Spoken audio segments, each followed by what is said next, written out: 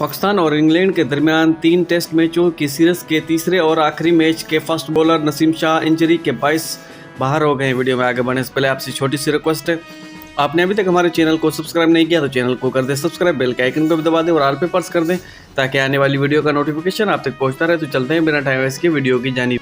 फ्रांसीसी खबर रसाले अदारे AFP के मुताबिक फास्ट बॉलर नसीम शाह के कराची टेस्ट बाहर होने से पाकिस्तान क्रिकेट टीम को एक और बड़ा झटका लग सकता है।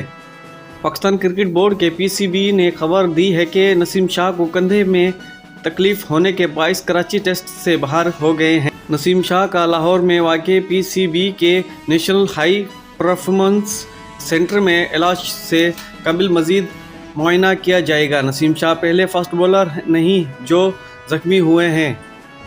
इनसे पहले रावलपिंडी में खेले गए पहले टेस्ट मैच में फास्ट बॉलर हारिस रऊफ भी इंजरी का शिकार होने के बाद सीरीज से बाकायदा बाहर हो चुके थे। शाहीन शाह अफरीदी ऑस्ट्रेलिया में खेले गए T20 वर्ल्ड कप के फाइनल में इंजरी का शिकार होने के बाद इंग्लैंड के खिलाफ टेस्ट सीरीज से बाहर हो गए थे।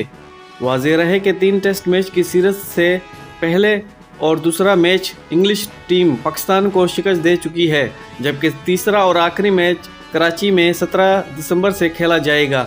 ये ताज़ा अपडेट है आज की। इसी टॉपिक की वीडियो चाहते हो तो दोस्तों चैनल को ज़रूर सब्सक्राइब कर दो। आज तक के लिए इतना ही, मिलते हैं अगले वीडियो में। अपना ख्याल रखिएगा, बाय बाय।